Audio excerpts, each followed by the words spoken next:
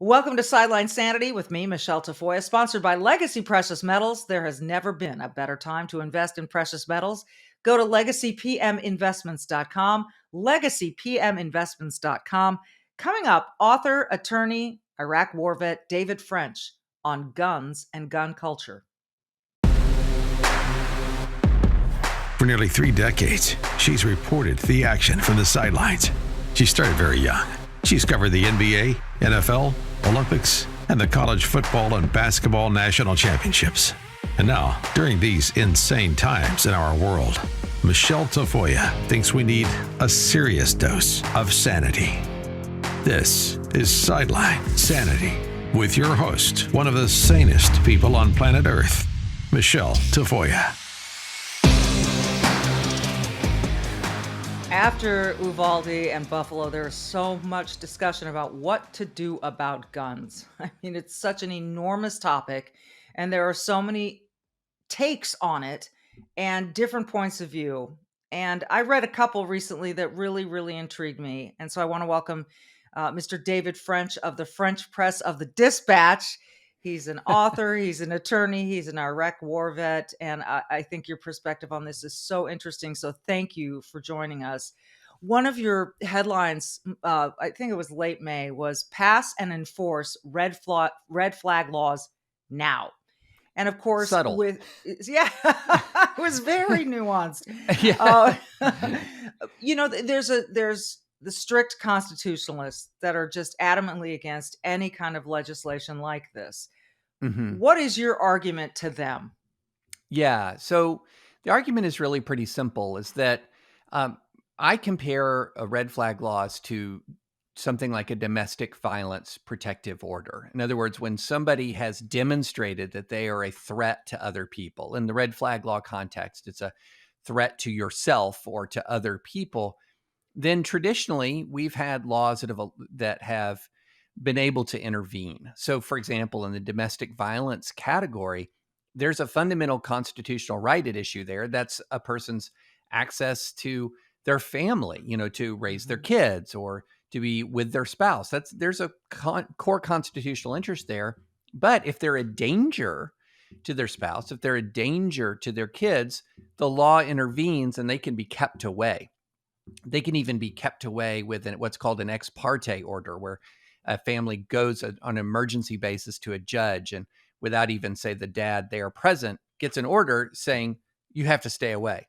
So there's this precedent for when somebody is a real danger, even when they're exercising constitutional rights, the law can intervene. And the red flag law is a very similar in concept to this domestic violence protective order. It's saying, instead of a domestic violence protective order, it's saying, we're going to have sort of a gun violence restraining order, a gun violence protective order. And when you have demonstrated by your words, by your actions, that you're a threat to yourself or a threat to other people, then the government can intervene at that point. Now, there's due process.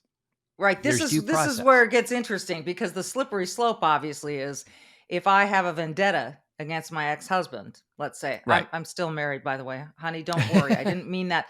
If I were to divorce, have a vendetta, didn't want him to see my kids, I could go and lie, couldn't I? And try to get this restraining order, or ex parte as it's called, and say, I don't want him anywhere near me or my kids, just because I'm pissed off. Right. And things like that do happen. I mean, you talk to a family law attorney and they'll tell you examples of where people have tried that. But that's why you have due process. You have to come in and you have to present evidence, now your testimony is evidence, but you have to present evidence and a person has an opportunity to rebut. Now you can go in and you can say it's an emergency. We haven't had a chance to notify the gun owner yet. But even then, under the law, they have an opportunity to come in after a temporary seizure and get their guns back if there's no evidence. And so the goal here with the red flag law, now why would I be so emphatic about this? Why would I say pass red flag laws now. after Uvalde? And the answer is found in a study. There's been 50 years, this is really sad to think about, but 50 years of mass shootings in the US. So the National Institute for Justice funded a study of 50 years of mass shootings. And what they found in that 50-year study is that most shooters leak their plans before they open fire. In other words, they talk about what they're going to do.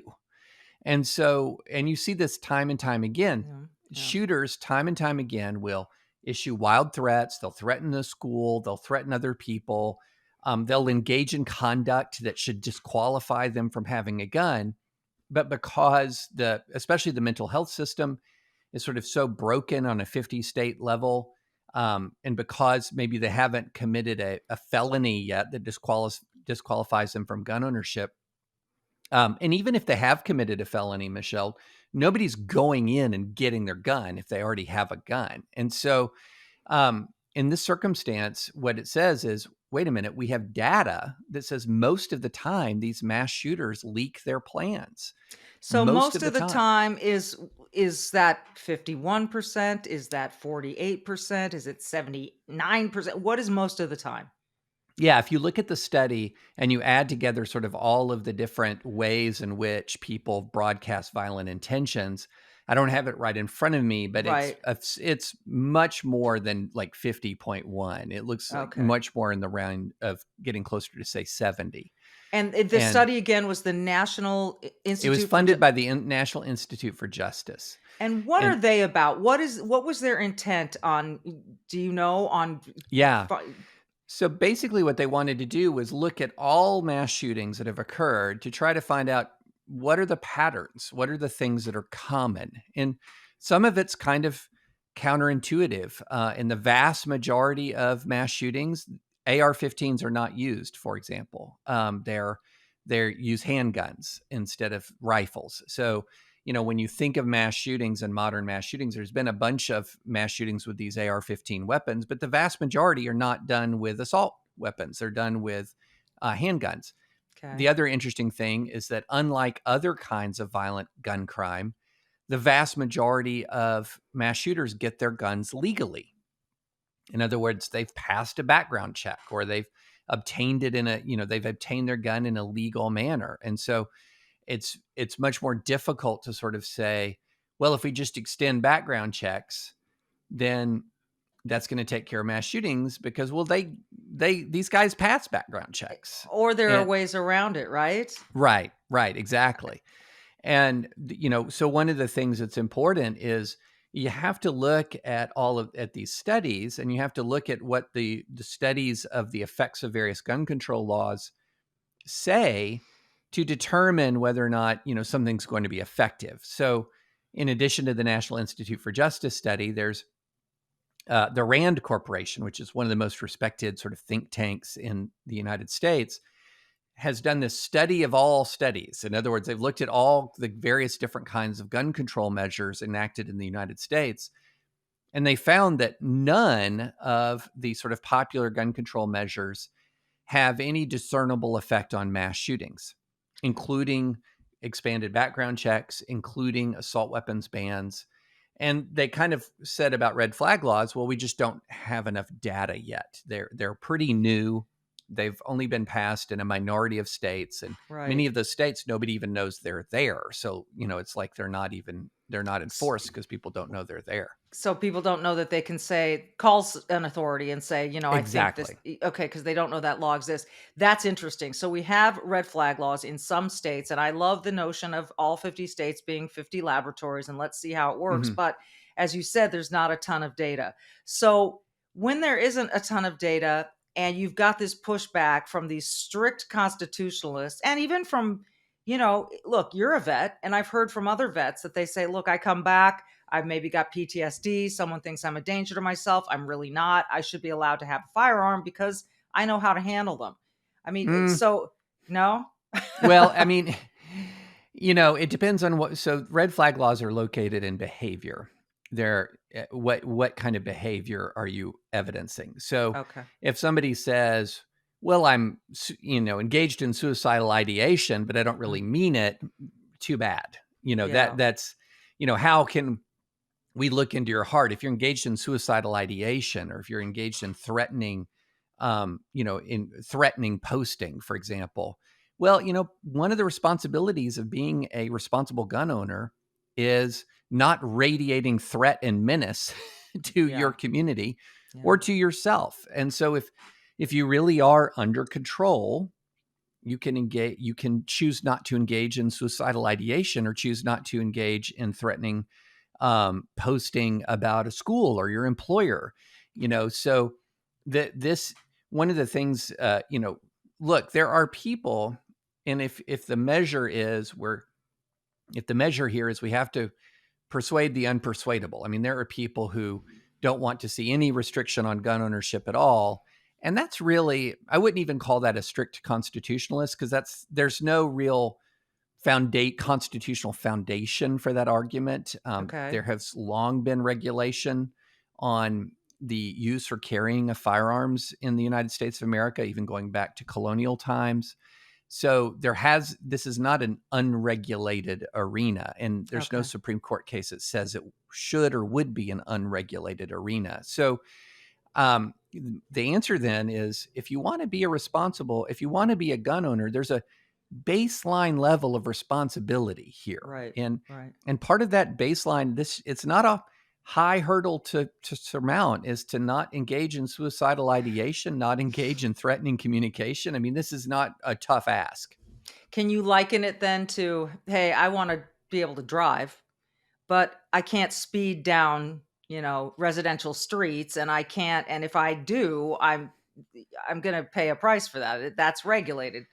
Being able to drive doesn't mean you just can drive wherever you want to drive and Right. however you want to drive. There's reckless behavior that can even get the removal of your driver's license. Right, right. And with the red flag law, what we're talking about is actually a temporary removal here. So this is not a permanent bar in the way that a felony conviction can be, for example, or being adjudicated dangerously mentally ill. What we're talking about is a temporary removal in a time of crisis. And that's an opportunity for somebody to get help, hopefully, to get their mind straight. So we're not talking about a permanent deprivation of the right to keep and bear arms. We're talking about a temporary removal from a person who's engaged in behavior that indicates that they're dangerous. And this connects with a long tradition we have in this country of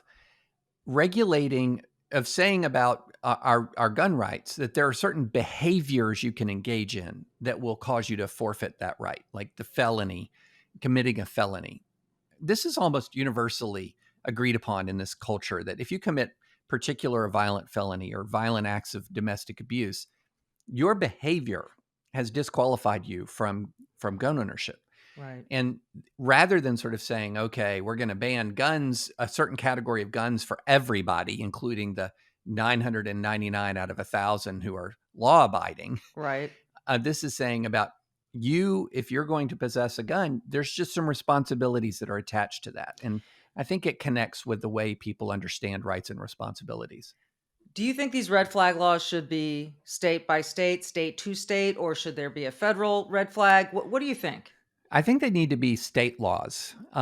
Federal law is very imperfect for this. One is for a couple of reasons. One is it's hard to see exactly how they'd be constitutional. I can see the argument, but it's a hard argument to make. It's that you can pass that a federal red flag law will be constitutional on its face just because of the limited authority of the federal government.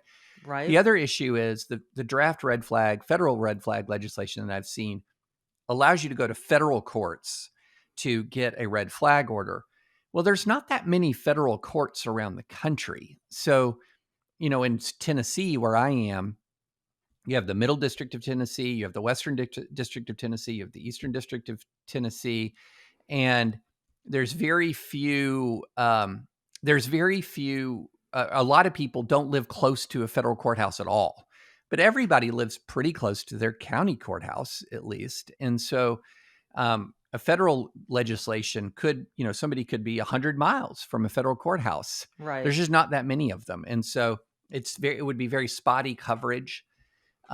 Whereas a state law, you would have much greater ability to actually enforce it, much greater access to the courts. So when you are flipping around on the cable TV and you see various voices, and Uh-huh. there are some who are strongly against these red flag laws. What is their biggest pushback? What is their biggest complaint? Their biggest complaint, well, one is people call it it's pre-crime. In other words, are like they say it's like trying to predict who's going to commit crime, which you can't really do. But my answer to that is it's not pre-crime. It's not sort of saying, I know Johnny is going to shoot up a school. It's saying, I know Johnny has engaged in behavior that is indicating that he's a threat to himself and others. That Okay. this behavior is what I'm focused on. Not, I'm not saying that he's definitely going to do something in the future that we just stopped. But what I'm saying is he's engaging in behavior that indicates that he's a threat.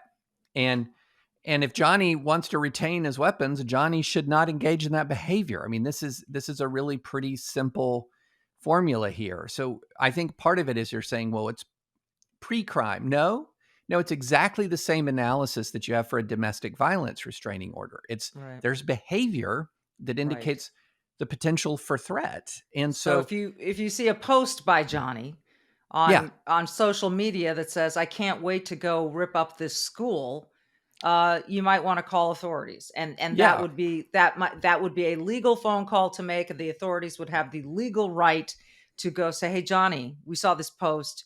We really don't think you ought to have a gun right now." If he's holding an AR-15 and he's saying, "Don't go to, such and such high school tomorrow." Yeah, Right. I mean, I'm sorry. I'm s- yeah, so and then the other issue people have is the due process issue. They say, "Well, wait a minute. This is a constitutional right. How can you deprive me of this constitutional right?" Well, the Fifth Amendment and the 14th Amendment say that you can, in fact, deprive somebody of liberty with due process of law. Okay. mhm, So you can lose access to a liberty through due process of law.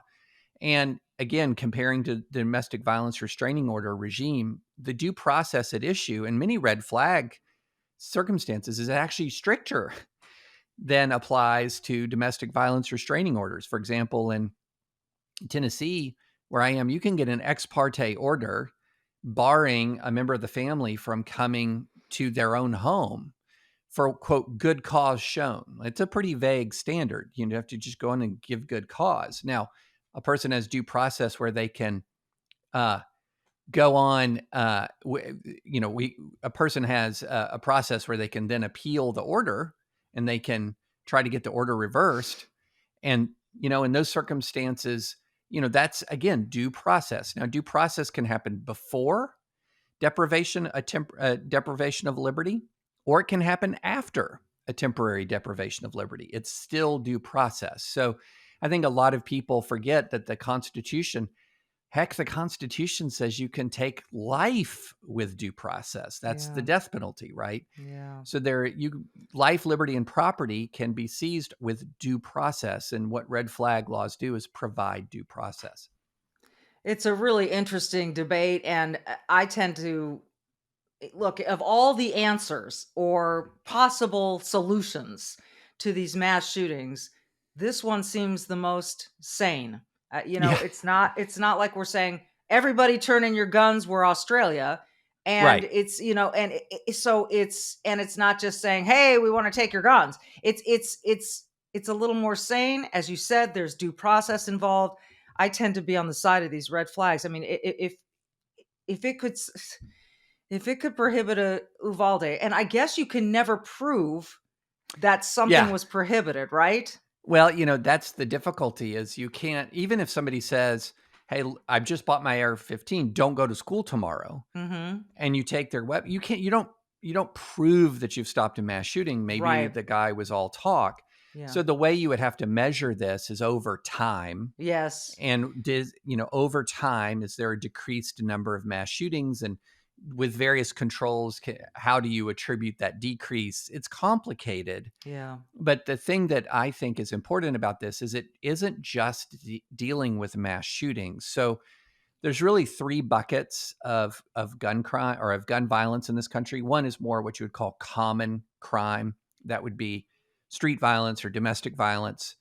Um, The other would be suicides, which is where most people die to guns in this country. Far more people die to suicide than they do to crime. And then the third category is the very rare but always horribly shocking mass shooting. And what the red flag laws do is they deal with also with suicides, with suicidal ideation. Right. And so they give you a chance, if you're a member of a family, if you're an educator, if you're an employer, to say so and so's is obviously in crisis. Right. And I know a number of people who, when they've been in crisis, I know people who, when they've been in crisis, friends or family have taken guns out of their house. Right. But what this gives is, an opportunity, if that person doesn't want to let go of their gun and they're in an obvious state of crisis, that the opportunity to get law enforcement involved. And so this is a measure that's aimed at two of the three big areas of gun death. And whereas many other gun regulations are not, like a felony in possession law or prohibitions on straw purchasers, they're much more aimed at like street level gun violence. They have really nothing at all to do with suicide, and they have not much at all to do with mass shootings. We're talking with David French, and when we come back, we're going to talk about the culture of guns in America and how it's changed. He has a really interesting story about why he and his wife carry guns and why some people get a little, I don't know, boisterous about their gun ownership. Anyway, we'll talk about it when we come back. Friends, since November of last year, the stock market has plummeted, but gold has been on the rise. Now, at a time when gas prices are insane, the stock market is as volatile as it's ever been. Inflation is even worse than it was a year ago, and we have this war between Russia and Ukraine that we hope doesn't spread to the rest of the world. Well, the markets don't like this kind of instability, but the good news is you have options. Gold prices are rising as investors turn to gold for protection. Gold provides a hedge against inflation and protects against a weakening dollar. Legacy Precious Metals is the only company I trust when investing in gold and silver. You need an investment that will protect your wealth and your retirement, right? There's nothing really more important when it comes to your financial plan. So call Legacy Precious Metals today. Be proactive while there's still time. Let's harken back to 2008, shall we? Those who invested in gold saw huge gains, while others simply lost their retirements. Legacy Precious Metals can advise you of all your options for investing in gold and silver. And you can just speak to an IRA expert at Legacy Precious Metals. Call them. What have you got to lose? You can just ask some questions at 866 528 1903. 866 528 1903, or download their free investor's guide at legacypminvestments.com. Legacypminvestments.com.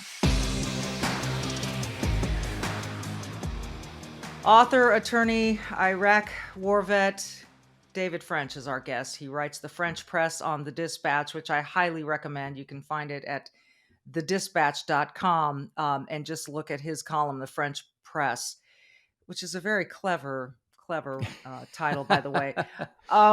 So why do you own a gun, David? Real simple, for self-defense. So we have been in the public eye to some degree for some time, and have received threats. I mean, not just, random Twitter comments, but as serious as somebody actually coming to our house. There was this terrible incident several years ago where my wife was at home with our kids and I was off at work, and somebody pulled up to our house, blocked the driveway to our house with their car, and then got up and walked up the driveway. And oddly enough, he had an empty pistol holster at his side, which was strange, and demanded to see me. And so my wife's outside with our kids, and she was able to sort of cleverly diffuse the situation by getting a neighbor involved to come over. But that was really the first of a number of incidents that began to escalate over the next several years. But that one incident was enough to get my wife to say, okay, I need to buy a gun. I need to carry a gun. And so she did, and she got serious about it. As if you're going to own a gun in this country, you should be very serious. It's a grave responsibility to own a gun. So she took a handgun class. She took a tactical handgun class. I mean, she took a self-defense class. She went through all the steps to be a very responsible gun owner. And at every step of the way, she was interacting with people who were very serious and sober-minded about the responsibility of owning a gun. And that's a very important part of the story, that people were looking at ownership of guns, and these are Second Amendment supporting folks, as really, hey, look, this is an empowering step that you can take to protect yourself and your family. Police can't be there all of the time. But there was not this sort of sense of, here, let me show you my Christmas card with all my AR-15s, or Right. let me walk around town with, open carrying my weapon. Let me, Right. this sort of very aggressive, in your face sort of gun ownership. That was not the ethos that I grew up with, not the ethos that she grew up with. And she grew up in a household that owned guns. I grew up in a household that owned guns. That was just not the ethos at all. That kind of swagger, or you're going to get your man card by having a gun, that was absurd. That was ridiculous. Owning a gun doesn't make you a man. Having a gun doesn't give you swagger. That kind of ethos was an anathema to responsible gun ownership. But what I've seen especially now, there's always been an element in the gun rights community that's pretty, flamboyant about owning a gun and, openly displaying all their weaponry. There's always been that element, but it seems to be really growing, this sort of, I'm going to put my arsenal in your face, either by open carrying at protests or on social media, or, as we've seen with politician Christmas cards, this sort of very aggressive way of, in this sort of, this marketing that says this is giving you your man card back, man card reissued. It creates a sense, I think, of menace to a lot of people in this country. And it's a sense of defiance that's beyond something like, you can't take my guns. It's a defiance that says, I'm not going to let you govern me. I'm carrying this gun in open defiance of even, lawful governmental regulation. And it's a dark turn, I think. Yeah, it was pointed out to me that when people run for office and their flyers or their posters or whatever they have, their mailers show them holding a big AR-15, that it's a real turnoff to some people. I'm kind of neither here nor there, but when I read your piece on this, I thought, yeah, there really has been a change. Yeah. I don't remember this growing up. I don't remember people talking, if someone's parent had a gun when you were a little kid, it was whispered. It was not talked about. Yeah. And now, as you said, it's on Christmas cards, it's on Yeah. mailers. It's this really like, come after me if you dare kind of thing. Yeah. Why do you think this happened? Well, I think a couple of reasons why this happened. One is guns became a very, very partisan issue. They didn't used to be so partisan, and we're in a world in which your partisanship becomes much more part of your identity than it used to be.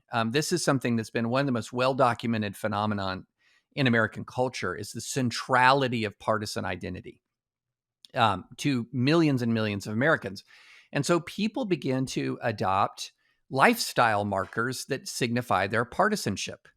And so one of the lifestyle markers that signifies Republican partisanship now is, in my part of the country, it's having a big truck, it's having an AR-15, there's just a variety of sort of ways in which you live that identify which tribe you're a part of, and do it very defiantly, and do it and there's also this now also a mindset that I did not grow up with, called owning the libs or triggering the libs, where you actually are trying to make your political opponent feel discomfort.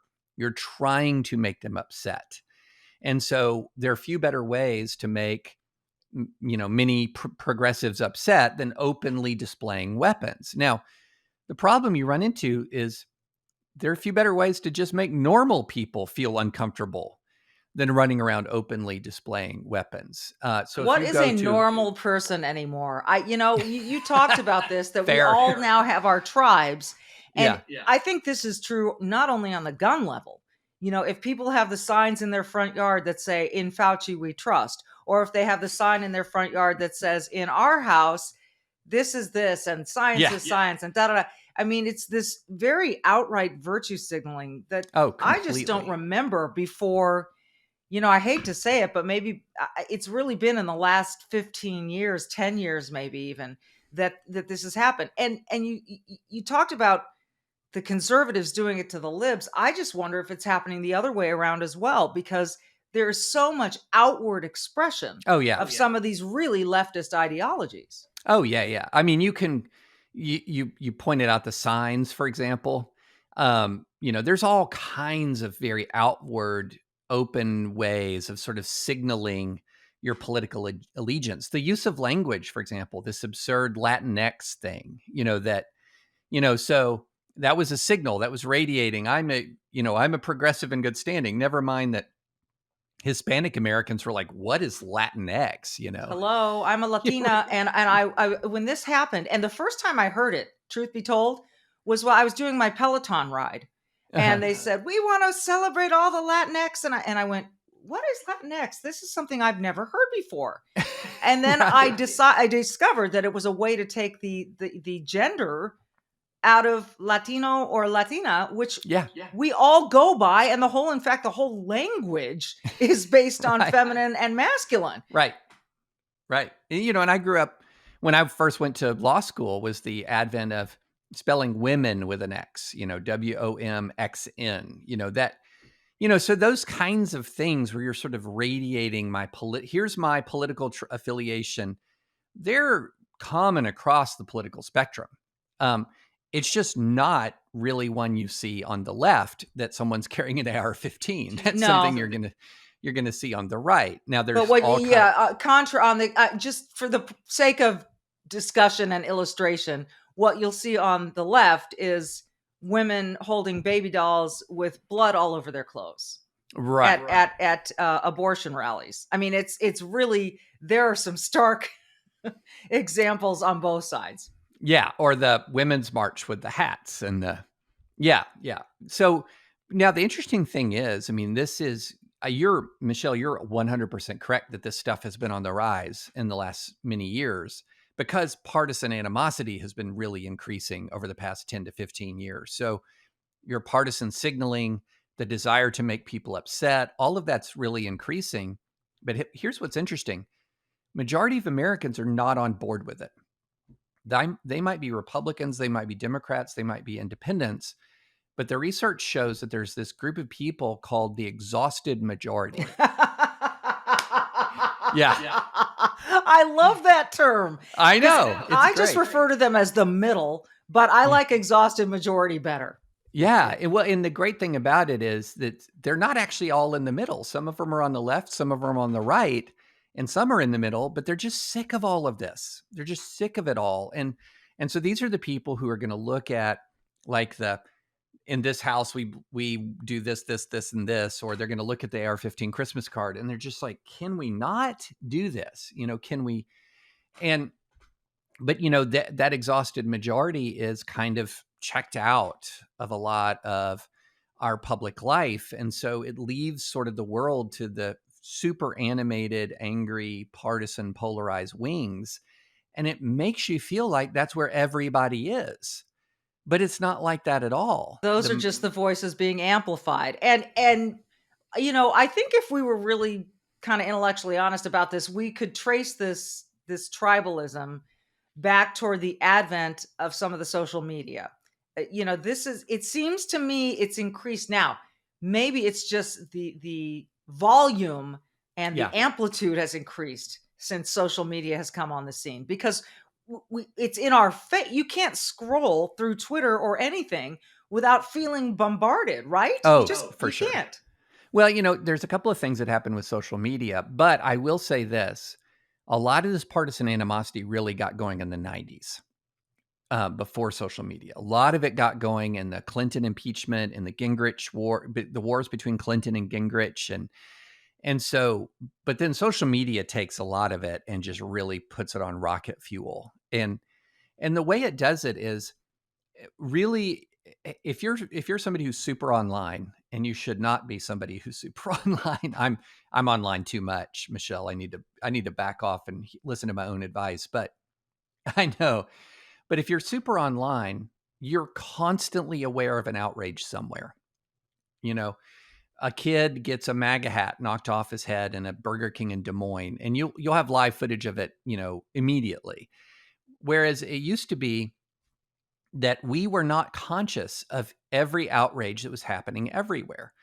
And so, because we're aware of every outrage that's happening everywhere, you can, if you're super partisan, you can feel like you're constantly under siege. Like they're always doing something bad. Well, it's a nation of 330 million people. You're going to find somebody doing something bad somewhere all of the time, all the time. And if you're on the left, you're going to find somebody on the right who's doing something crazy all the time. And if you're on the right, you're going to find somebody on the left who's doing something crazy all of the time. So you always have ammunition to be, for your anger. You always have something to be angry about. Well, there is the word that matters, this anger, because it is a choice whether or not you want to be angry. I mean, that is one of those emotions you have some agency over. In other words, I could sit down, David, and watch an hour of primetime television, and I could find 1,000 things to be offended by if I wanted to. If I wanted True. to, and even if they didn't really offend me, I could say, oh, someone could be offended by that commercial right there because it portrayed the white man as being really stupid. I mean, Right. I could sit and watch 30 minutes of television and come up with a whole page of examples. So then it becomes my choice to decide, am I really going to let, a soap commercial ruin my night or aggravate me or make me feel attacked or make me feel, abused in some way? That is a choice, I think, because Yeah. then we're taking part. We're allowing that commercial, whatever the case be, that character on a sitcom to offend us. And Yeah. if you're a stoic, and I try to be, then you know that you are participating in the crime if you allow that thing to bother you so much. And so I think there's this mass amount of people that are willing to feel somehow victimized or just pinpricked by every little offense that they see. And that's on them to a certain extent. It's on them to a great extent. There a lot of people. This is the rocket fuel of their life. I mean, this gives them a sense of purpose and meaning. Is that they're really angry, and that sort of sense of anger and fury is what's driving them and giving them. It even in many ways gives them their relationships. They find other angry people online, right? And then, yeah, and I love what you said about Stoics. I wrote a piece. A couple of months ago called Stoics Needed, that we just need some. There was this book that Guy Benson, who's a Fox contributor, and Mary Catherine Ham wrote, years ago, almost 10 years ago now, about this building outrage culture. And then they ended it by saying we need a chill the heck out coalition, that just not everything is a reason to take the alarm to 10 or 11, sometimes you just got to let people be. And if somebody's, saying something that you don't like, you're free to ignore it. You are free to ignore it. Yes. That we can't repeat that enough. You don't have to pay attention to every little thing. And I think what you said is so important, that it gives people purpose, because for now, in whatever they're doing, their life is lacking a genuine purpose.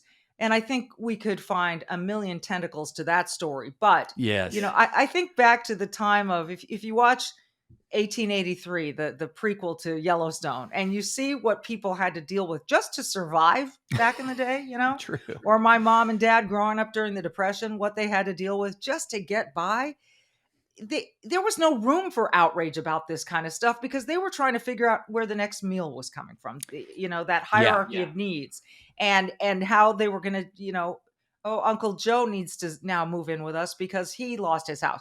Stuff like that. And so I just think we're such a comfortable society that maybe some of this discomfort showing up in the form of supply chain breakups and so forth can be a little bit of a wake up call for some of these people who think their problems are just interfering over something that Dr. Fauci said.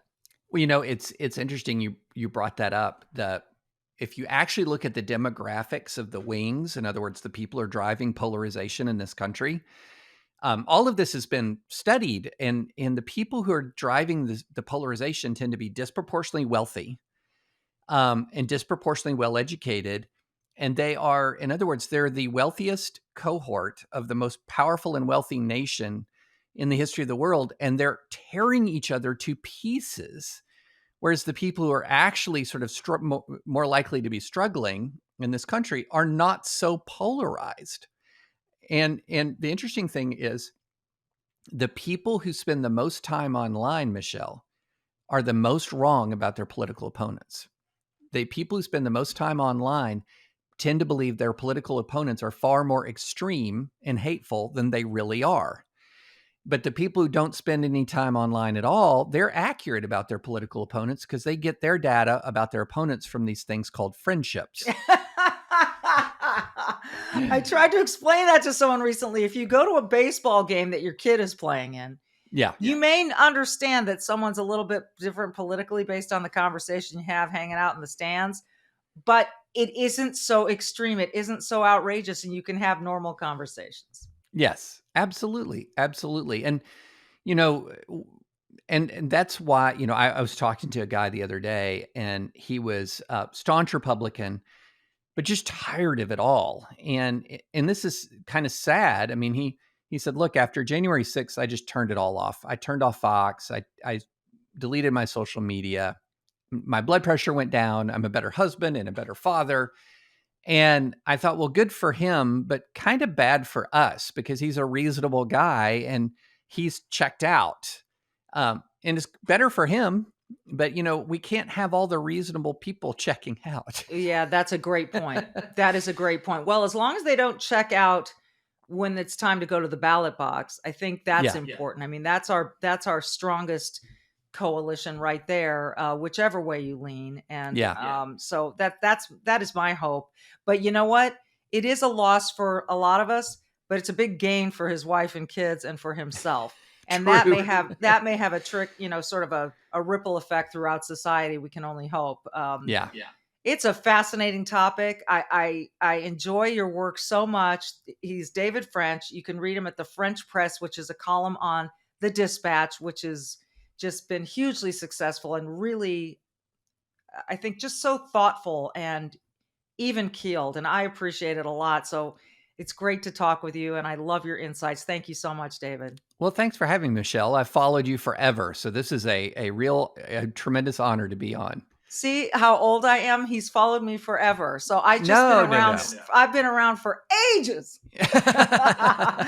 Well, this is an interesting turn for me in my life, David, and it was one I felt was important enough to walk away from what many people feel was just the most coveted job in television sports. And I believe that too for a sideline reporter. But there's something bigger than that for me to try to bridge a gap or at least make a difference, even in the tiniest sense. So I appreciate your coming on and being my guest in that. Thank you so much. Well, thank you, Michelle. This has been Sideline Sanity. I'm Michelle Tafoya.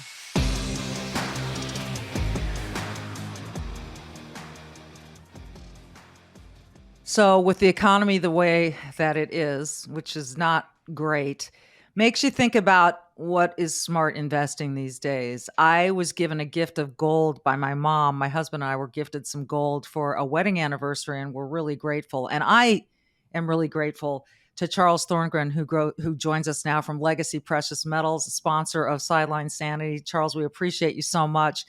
We're hearing more and more about how inflation ain't transitory after all, and it may be here a while. And, food shelves are the lines are longer. This is really, it's not the America I grew up in, and it's worrying a lot of people. So if someone's thinking about investing, What do you tell them? It's an interesting conversation. Investing nowadays, we want to go back to kind of the basics, really, where diversification has always been key, and we hear it. We've been told it ad nauseum. Diversify, diversify, and then everyone puts all their money in the stock market and wonders why, when there's a pullback, they're in trouble. Diversity means asset class diversity as well. Some real estate, some precious metals. These are the things that give your portfolio the legs to stand through all the storms that will happen financially. And we know that they happen. They happen continuously and they recur. So that's what diversity is truly meant to do. And that's why people used to talk about diversity. So when people see the value of the dollar declining or they see inflation, how do you get the average person like me to understand that gold can still be appreciating or that gold can Right. protect against that stuff? How does that make sense for people? The easiest way to look at it is if you look at gold, right? Gold is the anti-dollar investment. As a dollar gets weaker, gold gets stronger. And we know that because it takes more dollars to buy that gold, just like cars cost more now, right? Anytime you have inflation, the item that you're buying costs more. The difference with gold is that it doesn't devalue. It's considered a alternative currency. Basically, when you say that I don't have complete faith that this financial system is not built on a house of cards, or I don't have complete faith in what the current Fed is doing to fight inflation, this is where gold comes in. And this is where we see people increase their amount of gold because a diversified portfolio should have some gold regardless. We need to remember that the United States Fed says 2 to 3% inflation is ideal. So that means for the average saver, if your retirement account's invested and it's based in dollars, that you're going to lose 60% of your purchasing power to inflation by the time you're ready to retire. And that's under the best of terms. And now we can talk about it's transitory. Oh, no, maybe I was wrong. Maybe we need to do half basis points every month for the rest of the year and then see where it's at next year. These are scary things that the Mhm. experts are trying to tell us that maybe we didn't have it right. And this is why people have gold, and this is why it offers that protection. It's interesting. I think people think, well, if I'm investing in gold, do I actually possess the gold I have it in a safe? Do I have, how do you get gold? How do you keep gold? Right. And physical gold. I mean, this is what we do. So, yes, if you're buying it outside of an IRA, we can deliver it right to your home and you can put it in your own safe. You can put it in your safety deposit box. If you don't feel comfortable with that, we do offer storage for our clients as well. Okay. So, there's lots of options. In the IRA, it's stored for you, just like your IRA account. You don't have access to those stocks. So, if you were to take funds from your IRA, you could make that investment and you'd have the retirement account invested in the precious metals as well. And it would be handled just like every other IRA account. That's really interesting. And now I'm going to ask you a tough one, and I hope you'll forgive me, but I'm just going to be candid ask what I think might be coming to people's minds. If Sure. the experts in Washington are making all these mistakes or they were wrong about inflation, then they're going to look at you and say, "Hey, Charles, why should I trust what you're telling me and why Legacy Precious Metals is the place to go?" I'm asking this in an honest way Sure. because I know you want to be transparent about this stuff. So how would you answer Absolutely. that? It really is I'm not a politician. I have no desire to be a politician. I like what I do, right? I help people prepare their finances. I help people with their retirements. I help people set up their funds so that their children and their grandchildren have something that's there. This is what I do. This is what I do for enjoyment. Very big in economics. Um, but metals is that thing that it's an alternative asset, right? When I was a stockbroker 30 plus years ago, it was unique kind of then. And then everybody was a stockbroker and everyone had stocks and there was nothing different. There was no protection. Everyone said the same thing. To me, it didn't make sense for everyone to be doing the same thing. If we all do the same thing, then we all fall together. And we know that if you follow the government's direction, you're buying into whatever they want to sell you. Now, it used to be politics was a little different. We've gotten into a place where we can't say that anymore. It's not always for the people. It's we see that. We see it what they're doing with the economy itself. We know that we have to have something else. And this is why we do what we do here at Legacy. And my history is why people should, give us a call, chat with us and see if it makes sense for them. Last thing I want to ask you about is I remember 2008, and I know a lot of Mm, people do. And that was a crash, and there have been other crashes. But why is it that when the economy crashes, gold has historically risen? I know you said it's sort of the anti-dollar. right. Is there a way in layman's terms to explain why that happens? It's the safe place, right? When there's so much risk out there and people are losing so much money, they just want safety. Mhm. So let's look at inflation. We know right now we're running close to 8.5%. Yeah. Uh, we can dig some real numbers out there and we can debate that, but we'll just take that number as it is. We'll use 8%. That means everything cost you 8% more this year than it did last year. And we know it's going to go higher because the Fed's already promised us a lot more interest rate raises, right, to fight inflation. But we know it's not enough. When they say things like, we'll try to raise half a basis point 5 times over the next 6 months and see where the economy's at next year, that in itself lets you know you need to find something that doesn't put your livelihood in their hands. They're juggling an economy and the stock market, and it was never meant to be that way. So you have to protect yourself. And this is where gold comes in because it is the anti-dollar. The weaker the dollar gets, the stronger gold gets. And 2008, I remember after it happened, the people that would call and try to salvage their retirement accounts, and it was a very devastating time. People would call and they would be crying that they can't retire now. They have to continue to work. They're 67 years old and their plans are gone because they lost half their value. And that's devastating, but this is where those who were involved in gold, they saw gold almost double in price.